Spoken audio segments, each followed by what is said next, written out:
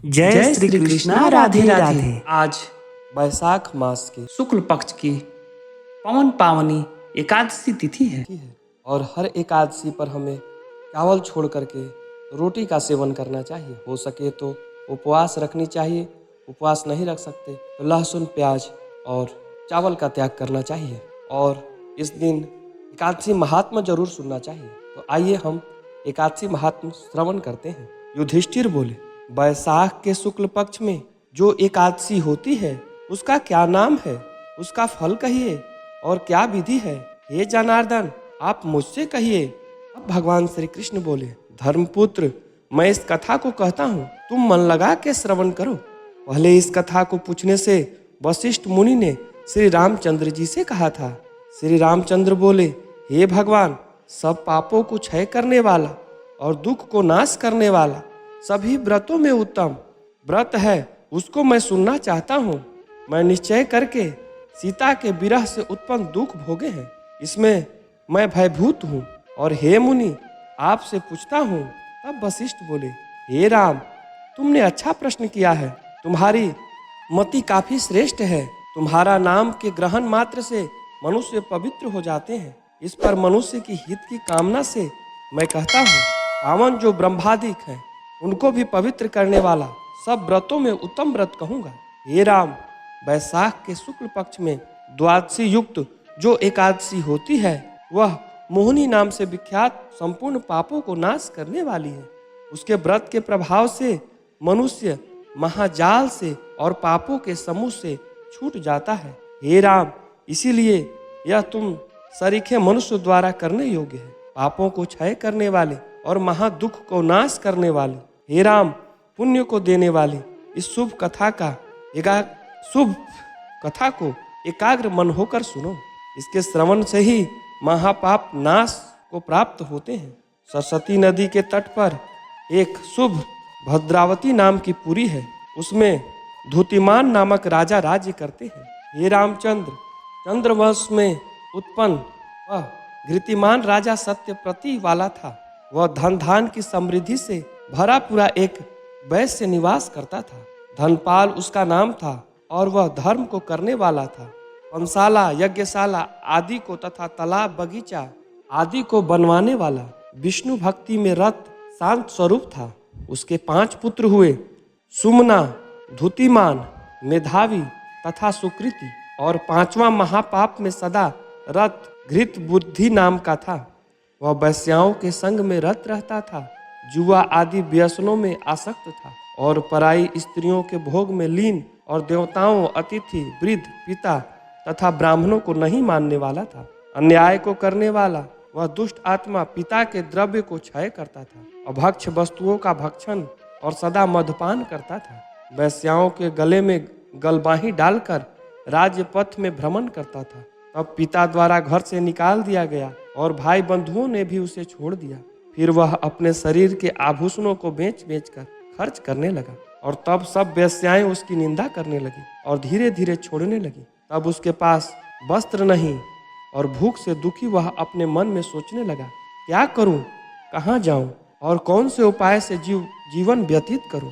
फिर उसी नगर में वह चोरी करने लगा। तब राजा के सिपाहियों ने उसे पकड़ लिया। उसके बाद पिता के गौरव से छोड़ दिया। फिर वह बांधा गया और छोड़ा गया। तब हार कर राजा ने घृष्ट बुद्धि दुराचारी को कारागार में बंद करा दिया, कोड़ों से मारा और बार बार पीड़ा दी और उससे कहा कि अरे दुष्ट दुराचारी, तू अपने देश में मत रह। फिर ऐसा कहकर राजा ने उसे बंधन से छुड़ा दिया और राजा के भय से वह वहां से निकल गया, बड़े घने वन में चला गया। भूख प्यास से दुखी वह वन में इधर उधर भ्रमण करने लगा। फिर सिंह के समान मृगों और शुक्रों को मारकर सदा मांस खाकर वन में वास करता था। हाथ में धनुष मान लेकर पीठ में तरकस बांधे हुए भ्रमण करता और वन में पक्षियों तथा चौपायों को मारा करता। चकोर, मोर, कंक, तीतर, मुंह से इनको मारता रहता। वह घृष्ट बुद्धि क्रूर स्वभाव वाले जीवों को नित्य मारता। वह पूर्व जन्म में किए हुए पाप द्वारा पाप रूप कीच में धंस गया। दुख और शोक से युक्त वह राजा रात दिन चिंता में रहता। फिर वह किसी पुण्य के प्रभाव से कौंडिल्य ऋषि के आश्रम में गया। वैशाख के महीने में किया है गंगा का स्नान जिन्होंने, ऐसे ऋषि के समीप शोक से भार में पीड़ित वह पहुंचा। उनके वस्त्र से गिरे हुए जल की बूंदों के स्पर्श से जिसका पाप नष्ट हो गया, ऐसे वह कांडिल के आगे खड़ा होकर हाथ जोड़ बोले। धृष्ट बुद्धि ने कहा, हे ब्राह्मण, ऐसा प्रायश्चित बताओ जो यत्न के बिना ही हो जाए, क्योंकि इस जन्म में मैंने जो पाप किए हैं उसका प्रायश्चित के योग्य मेरे पास धन नहीं है। ऋषि बोले, जिससे तेरे पापों का क्षय होगा सो तुम एकाग्र मन होकर श्रवण करो। वैशाख के शुक्ल पक्ष में मोहिनी नाम की एकादशी होती है, सो तुम मेरे वचन की प्रेरणा से उस एकादशी का व्रत करो। वह एकादशी सुमेरु पर्वत के समान भी मनुष्य के पापों को नाश कर देती है। इस मोहिनी का व्रत करने से अनेक जन्मों के पाप छिन्न हो जाते हैं। मुनि के ऐसे वचन सुनकर वह धृष्ट बुद्धि अपने मन में हंसने लगा और कंडील के उपदेश से विधिवत व्रत किया। हे नृपश्रेष्ठ, व्रत करने से वह पाप से रहित हो गया। इसके बाद दिव्य देह हो गरुड़ पर उपद्रवों से रहित जो विष्णु लोक है उसमें चला गया। रामचंद्र, तम और मोह को दूर करने वाला यह व्रत है कि चराचर त्रिलोक में इससे अधिक और कुछ नहीं है। यज्ञ आदि तीर्थ दान इसकी 16वीं कला के योग्य भी नहीं है। हे राजन, इसके पढ़ने और सुनने से हजारों गौ दान का फल प्राप्त होता है। इस प्रकार वैशाख माह के शुक्ल पक्ष की एकादशी महात्म संपूर्ण हुआ। बोलिए लक्ष्मी नारायण भगवान की जय, बोलिए विष्णु भगवान की जय। आइए इस एकादशी पर हम एक बड़ी ही दुर्लभ कथा का श्रवण करते हैं। एक समय की बात है, एक राजा था। उसके राज्य में प्रजा बड़ी सुखी थी। उसने ऐसा नियम लगाया था कि एकादशी के दिन कोई भी अन्न नहीं बेचता था। ना तो अन्न बेचता था और ना ही कोई अन्न खाता था। सभी फलाहार करते थे। एक बार भगवान विष्णु ने राजा की परीक्षा लेनी चाहिए और भगवान ने सुंदरी का रूप धारण किया और सड़क पर जाकर बैठ गई। तब राजा उधर से निकले और सुंदरी को देखकर चकित रह गए। उसने पूछा, हे सुंदरी, तुम कौन हो और इस तरह यहाँ क्यों बैठी हो? तब सुंदर स्त्री बने भगवान बोले, मैं निराश्रिता हूँ। नगर में मेरा कोई जान पहचान का नहीं है, किससे सहायता मांगू? राजा उसके ऊपर मोहित हो गया और बोला, तुम मेरे महल में चलकर मेरी रानी बनकर रहो। इस पर सुंदरी बोली, मैं तुम्हारी बात मानूंगी, पर तुम्हें राज्य का अधिकार मुझे सौंपना होगा। राज्य पर मेरा पूरा अधिकार होगा और मैं जो बनाऊंगी वही तुम्हें खाना होगा। राजा उसके रूप पर मोहित था, अतः उसने उसकी सभी शर्तें मान ली। अगले दिन एकादशी थी। रानी ने आज्ञा दिया कि बाजार में अन्य दिनों की तरह अन्न बेचा जाए और घर में मांस मछली आदि पकाया जाए तथा परोसकर राजा को खाने के लिए कहा। यह देखकर राजा बोले, रानी, आज एकादशी है, मैं तो केवल फलाहार ही करूंगा। तब रानी ने शर्त की याद दिलाई और बोली, या तो खाना खाओ, नहीं तो मैं बड़े राजकुमार का सिर काट लूंगी। राजा ने अपनी स्थिति बड़ी रानी से कही तो बड़ी रानी ने बोली, महाराज, धर्म न छोड़े, बड़े राजकुमार का सिर दे दें, पुत्र तो फिर मिल जाएगा पर धर्म नहीं मिलेगा। इसी दौरान बड़ा राजकुमार खेल कर आ गया। माँ की आंखों में आंसू देखकर वह रोने का कारण पूछने लगा तो माँ ने उसे सारी स्थितियां बता दी। तब वह बोला, मैं सिर देने के लिए तैयार हूं पिताजी, लेकिन धर्म की रक्षा अवश्य होनी चाहिए। राजा दुखी मन से राजकुमार का सिर देने को तैयार हुआ तो रानी के रूप से भगवान विष्णु प्रकट होकर सारी बातें बता दी। राजन, तुम इस कठिन परीक्षा में पास हो गए हो। भगवान ने प्रसन्न मन से राजा से वर मांगने को कहा। तब राजा बोला, अब का दिया सब कुछ है हमारे पास, केवल आप हमारा उद्धार करें। उसी समय वहां एक विमान उतरा और राजा ने अपना राज्य पुत्र को सौंप दिया और विमान में बैठकर परम धाम को चले गए। इस कारण से व्यक्ति को अपना धर्म नहीं छोड़ना चाहिए। धर्म सर्वोपरि बताया गया है। आइए अब हम इस एकादशी पे एक भगवान विष्णु की बड़ी ही दुर्लभ कथा का श्रवण करते हैं। एक बार भगवान विष्णु और योग माया गरुड़ पर बैठकर कैलाश पर्वत पर गए। द्वार पर गरुड़ देव को छोड़कर श्री हरि और योग माया भगवान शिव से मिलने अंदर चले गए। तब कैलाश की प्राकृतिक शोभा को देखकर गरुड़ भगवान मंत्र मुग्ध हो गए। तभी उनकी नजर एक खूबसूरत छोटी सी चिड़िया पर पड़ी। चिड़िया काफी सुंदर थी। गरुड़ जी का सारा ध्यान उस सुंदर चिड़िया की तरफ आकर्षित होने लगे। उसी समय कैलाश पर यमराज पधारे और अंदर जाने से पहले उन्होंने उस छोटे से पक्षी को आश्चर्य की दृष्टि से देखा। गरुड़ समझ गया कि उस चिड़िया का अंत निकट है और यमदेव कैलाश से निकलते ही उसे अपने साथ यमलोक ले जाएंगे। गरुड़ जी को बहुत ही दया आ गई। इतनी छोटी सी और सुंदर चिड़िया को मरता हुआ नहीं देख सकते थे, इसीलिए उन्होंने उसे अपने पंजे में दबाया और कैलाश से हजारों कोस दूर एक जंगल में चट्टान के ऊपर जाकर छोड़ दिया और खुद वापस कैलाश पर आ गए। आखिरकार जब यम बाहर आए तो गरुड़ ने पूछ ही लिया कि आपने उस चिड़िया को इतना आश्चर्य भरी नजरों से क्यों देखा था। तब यम बोले, गरुड़, जब मैं उस चिड़िया को देखा तो जब मुझे ज्ञात हुआ कि वह चिड़िया कुछ ही पल के बाद यहाँ से हजारों कोस दूर एक नाग द्वारा खा ली जाएगी। मैं सोच रहा था कि वो इतनी जल्दी इतनी दूर कैसे जाएगी, पर अब जब वो यहाँ नहीं है तो निश्चित ही वह मर चुकी होगी। गरुड़ समझ गए कि मृत्यु टाले नहीं टलती है, चाहे कितनी भी चतुराई की जाए। इसीलिए श्री कृष्ण कहते हैं, करता तू वह है जो तू चाहता है, परंतु होता वह है जो मैं चाहता हूँ। आइए अब हम एकादशी व्रत पर एक और कथा श्रवण करते हैं तुलसी माता का। इस कथा के सुनने से आपको एकादशी का पूर्ण फल प्राप्त होगा। एक परिवार में ननद और भाभी रहा करती थी। ननद अभी कुंवारी थी। वह तुलसी की बड़ी सेवा करती थी, पर भाभी को यह सब फूटी आंख नहीं सुहाता था। कभी कभी तो वह गुस्से में कहती थी कि जब तुम्हारा विवाह होगा तो मैं तुलसी ही खाने को दूंगी तथा तुलसी ही तेरे दहेज में भी दूंगी। यथा समय जब ननद की शादी हुई तो भाभी ने बारातियों के सामने तुलसी का गमला फोड़ कर रख दिया। भगवान की कृपा से वह गमला स्वादिष्ट भोजनों में बदल गया। गहनों के बदले भाभी ने ननद को तुलसी की मंजरी पहना दी तो वह सोने के आभूषण में बदल गई। वस्त्र के स्थान पर तुलसी का जनेऊ बनाकर रख दिया तो वह रेशमी वस्त्रों में बदल गया। ससुराल में उसके दहेज आदि के बारे में बहुत बड़ाई हुई। इस पर भाभी को बड़ा आश्चर्य हुआ और तुलसी की पूजा का महत्व उसको समझ में आ गया। भाभी की भी एक लड़की थी।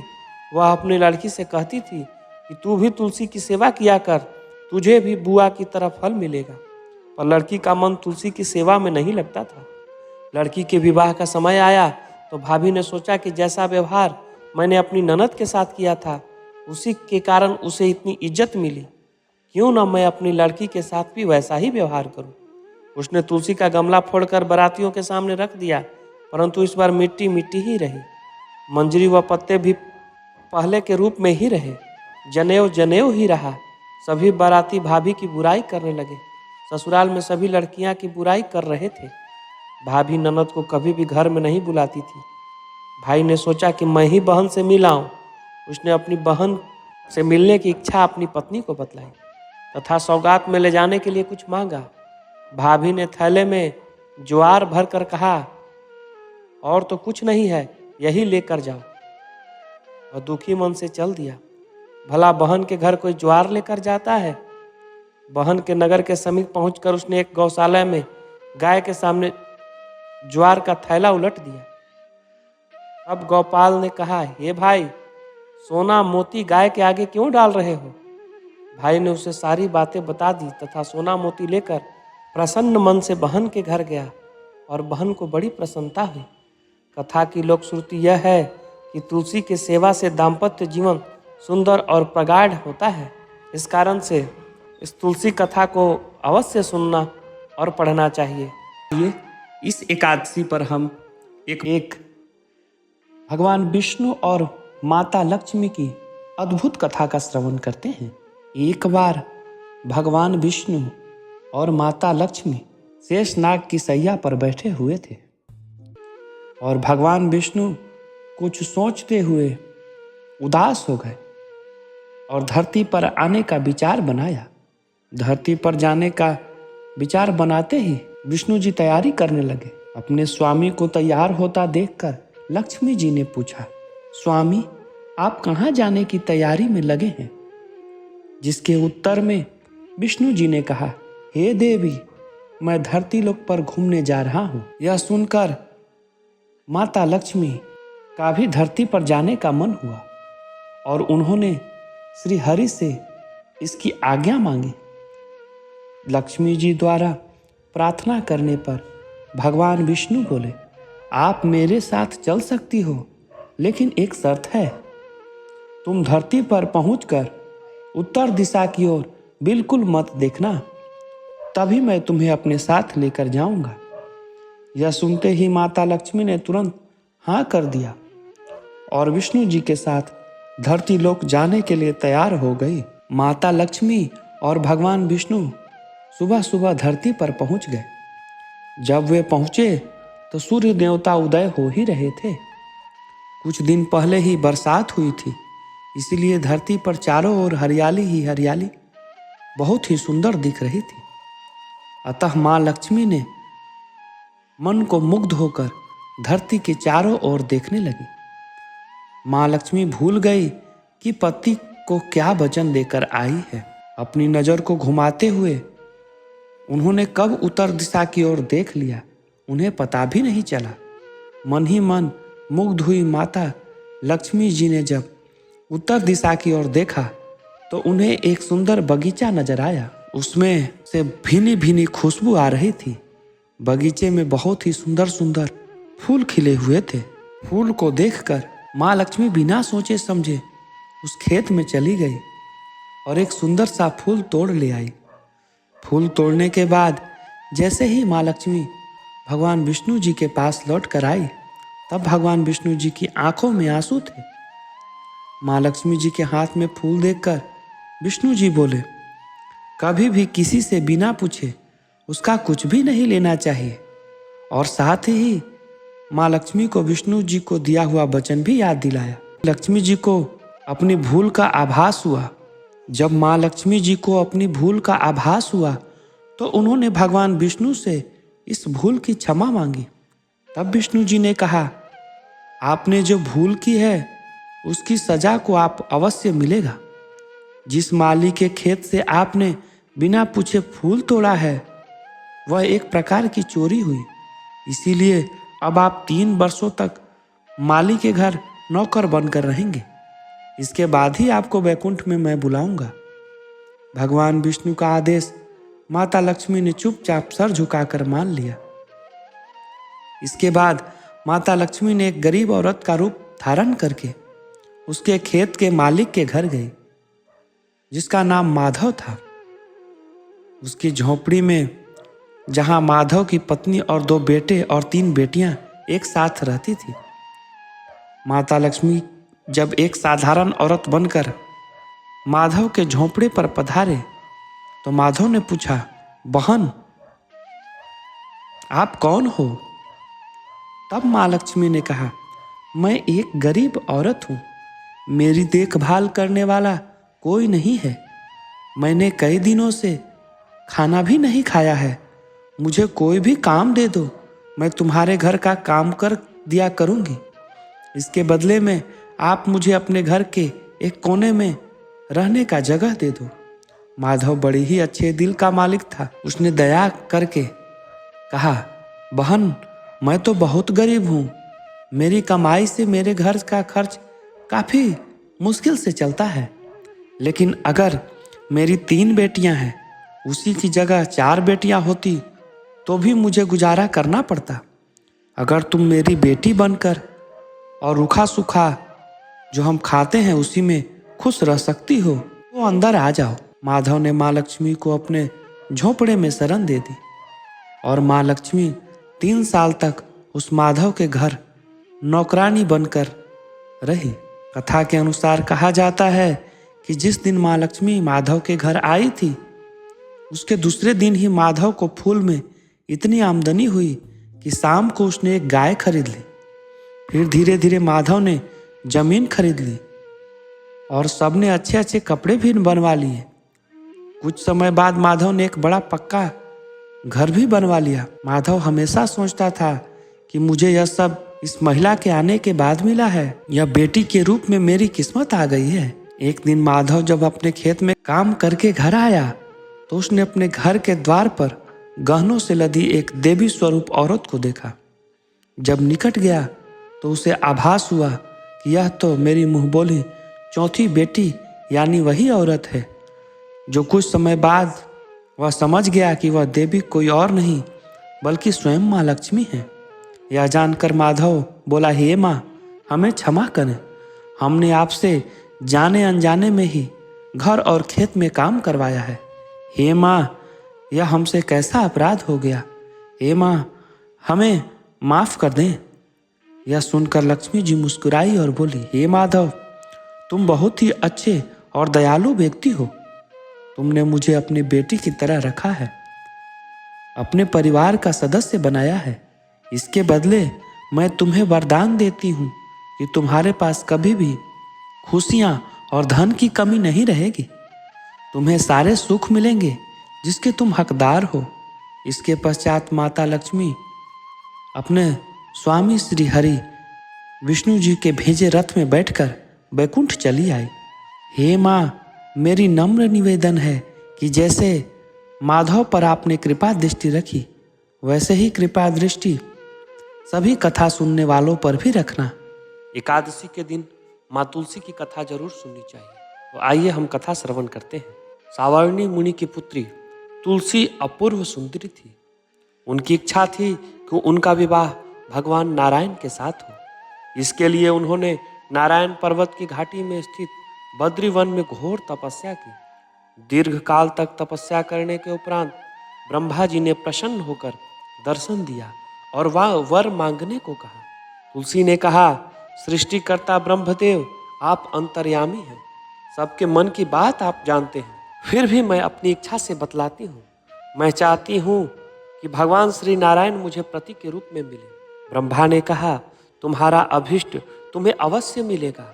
अपने पूर्व जन्म में किसी अपराध के कारण तुम्हें शाप मिला है।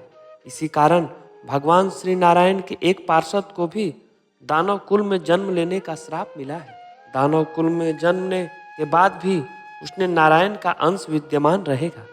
इसीलिए इस जन्म के पूर्व जन्म के पाप के शमन के लिए संपूर्ण नारायण तो नहीं लेकिन नारायण के अंश युक्त दानव कुल में जन्मे शापग्रस्त पार्षद से तुम्हारा विवाह हो। श्राप मुक्त होने पर भगवान श्री नारायण सदा के लिए तुम्हें पति के रूप में प्राप्त होंगे। तुलसी ने ब्रह्मा के इस वर को स्वीकार किया क्योंकि मानव कुल में जन्म के कारण उसी मायावी भोग तो भोगना ही था। तुलसी बद्री वन में ही रहने लगी।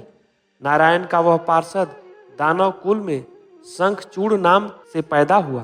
कुछ दिन के बाद वह भ्रमण करता हुआ बद्री वन में आया। वहां तुलसी को देखकर वह उस पर मुग्ध हो गया। तुलसी के सामने उसने अपने साथ विवाह का प्रस्ताव रखा। इतने में ही वहां ब्रह्मा जी आ गए और तुलसी से कहा, तुलसी, शंखचूड़ को देखो, कैसा देवोपम इसका स्वरूप है। दानव कुल में जन्म लेने के बाद भी लगता है जैसे इसके शरीर में नारायण का वास हो। तुम प्रस्ताव को स्वीकार कर लो। तुलसी को भी लगा कि इसकी तपस्या पूर्ण हुई, उसे इच्छित फल मिला है। शंखचूड़ के साथ उसका गांधर्व विवाह हो गया और वह शंखचूड़ के साथ उसके महल में पत्नी बनकर आ गई। शंखचूड़ ने अपनी परम सुंदरता सती साध्वी पत्नी तुलसी के साथ बहुत दिनों तक राज्य किया। उसने अपने राज्य का इतना विस्तार किया कि देवलोक तक उसने अधिकार में कर लिया। स्वर्ग का सुख भोगने वाले देवताओं की दशा भिखारियों जैसी हो गई। शंखचूड़ किसी को कष्ट नहीं देता था, पर अधिकार और राज्य छीन जाने के कारण सारे देवता मिलकर ब्रह्मा विष्णु शिव की सभा में गए तथा अपनी विपत्ति सुनाई। ब्रह्मा जी ने कहा, तुलसी परम साध्वी है, उसका विवाह शंखचूड़ से मैंने ही कराया था। शंखचूड़ को तब तक नहीं हराया जा सकता है जब तक तुलसी को न छला जाए। विष्णु ने कहा, शंखचूड़ पूर्व जन्म में मेरे श्राप के कारण उसे दैत्य कुल में जन्म लेना पड़ा। इस जन्म में भी मेरा अंश उसमें व्याप्त है। साथ ही तुलसी के पतिव्रत धर्म से वह अजय है। फिर देवताओं की सहमति से भगवान शिव ने शंखचूड़ के पास संदेश भेजा, या तो वह देवताओं का राज लौटा दे या फिर उनसे युद्ध करे। शंखचूड़ शंकर के पास पहुंचा और उसने कहा, हे देवादि देव, आपके लिए देवताओं का पक्ष लेना उचित नहीं है। राज्य बढ़ाना हर राजा का कर्तव्य है। मैं किसी को दुखी नहीं कर रहा हूँ। देवताओं से कहिए कि वे मेरी प्रजा होकर रहें। मैंने आपका भी कोई अपमान नहीं किया है। हमारा आपका युद्ध शोभा नहीं देगा। अगर आप हार गए तो बड़ी लज्जा की बात होगी। मैं हार गया तो आपकी कीर्ति बहुत अधिक नहीं बढ़ेगी। भगवान शंकर हंसे। वो तो सब रहस्य समझते थे। तुलसी और शंखचूड़ के पूर्व जन्म के शाप की अवधि लगभग पूरी हो चुकी थी। बोले, इसमें कीर्ति और लज्जा की बात नहीं है। तुम देवताओं को राज्य लौटाकर उन्हें उनके पद पर प्रतिष्ठित होने दो। युद्ध से बचने का एक यही उपाय है। शंखचूड़ ने कहा, मैंने युद्ध के बल से देवलोक जीता है। कोई उसे युद्ध के द्वारा ही वापस ले सकता है। यह मेरा अंतिम उत्तर है। मैं जा रहा हूँ। ऐसा कहकर शंखचूड़ चला गया। उसने अपनी पत्नी तुलसी को सारी बातें बताई और कहा, कर्म भोग सब काल सूत्र में बंधा है। जीवन में हर्ष शोक भय सुख दुख मंगल अमंगल काल के अधीन है। हम तो केवल निमित्त हैं। संभव है भगवान शिव देवों का पक्ष लेकर मुझसे युद्ध करें। तुम चिंता मत करना। तुम्हारा सती तेज मेरी रक्षा करेगा। दूसरे दिन भगवान शंकर के नेतृत्व में देवताओं ने युद्ध छेड़ दिया। शंखचूड़ ने भीषण बाणों की वर्षा कर उनका वेग रोका। उनके प्रहार से देवता डगमगाने लगे। उसने दानवी शक्ति का प्रयोग करके मायावी युद्ध प्रारंभ कर दिया। युद्ध स्थल पर वह किसी और को दिखाई नहीं देता था, पर उसके अस्त्र शस्त्र का प्रहार कर देवताओं को घायल करने लगे थे। देवगण अपने अस्त्र चलाते तो किस पर चलाते, क्योंकि कोई शत्रु सामने था ही नहीं।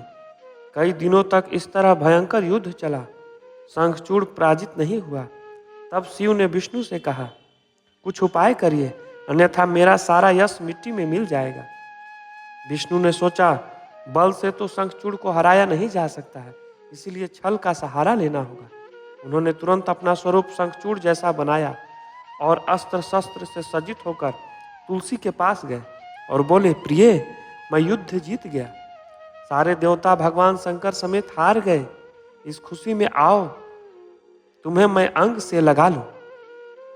पति को प्रत्यक्ष खड़ा देखकर तथा विजय का समाचार सुनकर वह दौड़कर मायावी शंखचूड़ के गले से लिपट गए।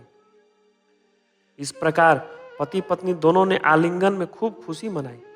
पर पुरुष के साथ इस प्रकार से व्यवहार से उसका सतीत्व तेज नष्ट हो गया। उसका सती तेज जो शंखचूड़ की कवच के रूप में रक्षा कर रहा था, वह कवच नष्ट हो गया। शंखचूड़ शक्तिहीन हो गया। यह जानते ही कि भगवान शंकर ने अपने त्रिशूल का प्रहार किया है। त्रिशूल को लगते ही शंखचूड़ जलकर भस्म हो गया।